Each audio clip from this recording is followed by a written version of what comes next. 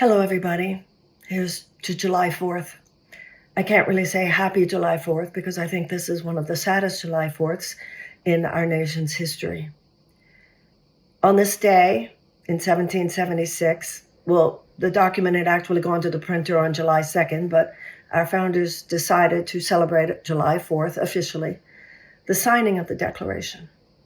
And with that, they made a public proclamation among themselves to the world that the United States was hereby separating itself from the despotism represented by the Mad King George in England. And there are four main principles of the Declaration of Independence. It's interesting because our second president, John Adams, said that he hoped that every July 4th we would revisit the first principles of the United States, every generation after generation. And so much of what we're going through right now is because we have not kept the story alive in our hearts. We have not taught enough of the true principles of the story of the United States to our children and so forth. It's time to reclaim them in the deepest way, and I'll have more to say about that. The four main principles of the Declaration, we learned these things in the 7th grade, or we don't remember, or we didn't, whatever. It's important to remember them now.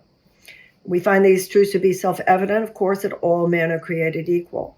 That was radical in 1776, and it's radical today.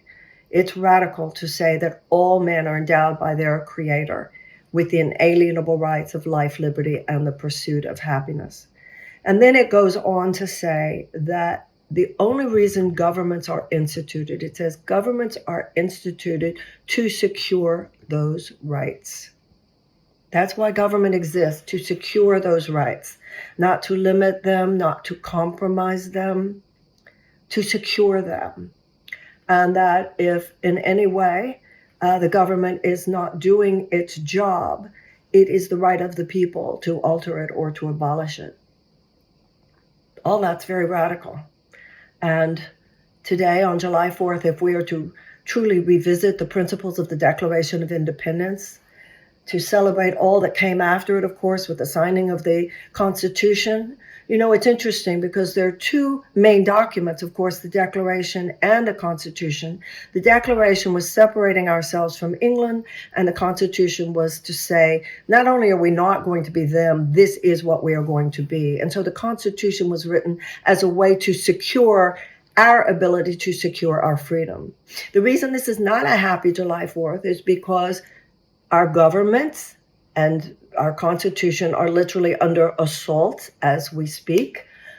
This is not, the people who take an oath to serve the Constitution, whether it's our elected leaders, whether it's our any governmental personnel, military, otherwise, they take an oath to protect the Constitution from all enemies, foreign and domestic. And we have forces domestically, which are deeply empowered at this time and are actively at work. We've reached, we're beyond the point of our democracy is threatened.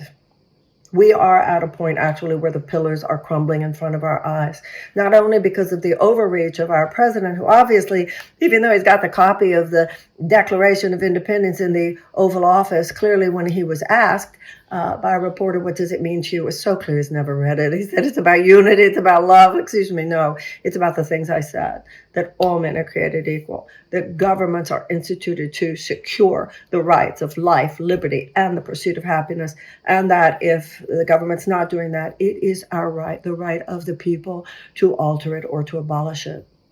Right now, there's not only this extraordinary, not only overreach, it's beyond overreach on the part of our president. It's the playbook of Viktor Orban, who visited Mar-a-Lago between the election and the inauguration. It's his playbook. He is the man who basically decimated democracy in Hungary. He calls it an illiberal democracy, and he is now a dictator. And that's basically, we are now at the beginning phases of authoritarian rule in the United States. Unbelievably, not only has the Congress itself given up, it's, the reason we have the three co-equal branches is to protect our freedom. So there cannot be this overreach for reasons that I'm sure people will be analyzing for many, many years. Congress has just abdicated its responsibility to counter overreach by the president. And now in ways that are truly unbelievable, The John Roberts Supreme Court has done the same thing. So somebody said to me the other day, we were talking about what America's going through today, and a friend of mine said, you can either cry or you can laugh. And he said, I guess we should laugh. I said, I don't think we should laugh. I think we should cry. And I think that part of what we're crying about is the fact that if we hadn't been so distracted, if we hadn't been so lacking in critical thought, if we hadn't been so willing to have this codependent relationship with whichever political party we thought, oh, they'll handle it, we would not be in this mess. And from a developmental perspective, which I will be talking about a lot more in the weeks and months ahead, we must become now the people who, had we been before this, would never have happened. The story is not over, not in terms of the great work of evolution, and I don't think in terms of the great work of the American soul, the American spirit. Our democracy is in demolition mode right now. And the people who are intent on doing this, whether it has to do with the Kurdish Yarvan forces, whether it has to do with Christian nationalists, white, whomever, they're succeeding beyond our wildest nightmares. But we're not done. And the important thing to do on this July 4th is to rededicate ourselves. To be very clear, not on our watch. We're not going to have a revolution against King George. That's not in any way the answer. It's got to be a nonviolent political revolution, a nonviolent political stand. And each and every one of us will be shown what our part is.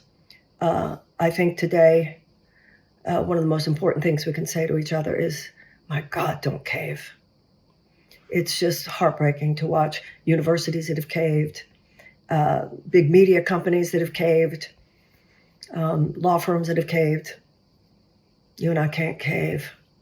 We'll be shown what to do. We have to be the immune cells. We have a very, very wounded democracy right now. Some would say mortally wounded. I think of it as on life support, and people do sometimes come off life support. It's in a coma, but people come out of comas. But if any of that's going to happen, it's because of you and me. There are some elected leaders doing good stuff, what they can. There's so much to discuss, so many aspects of this. But right now, let's just concentrate on you and me, and what each and every one of us, the part each and every one of us have to play. You've heard me say it before. Gandhi said, when asked who was the leader of the Indian independence movement, he said, the small, still voice within. Gather your forces. We're all recalibrating. Profound changes are going on inside all of us. We have to be different people to be able to pull off what needs to happen now. We have to be emotionally sober, intellectually rigorous, courageous, brave. We have to fall in love. We have to fall in love with the America at its best, generations before us, which have stood up to forces of oppression. Don't just identify, too many people just identify the problems in our past, identify with the problem solvers, identify with the women suffragists, identify with the early American revolutionaries, identify with the abolitionists, identify with the early labor organizers. Let's not be the first ones to wimp out and just let it happen. It's our turn now. And in its own way, you align yourself with that kind of thinking, and it is a happy July 4th for all the right reasons. God bless. I'll have a lot to say, but not today.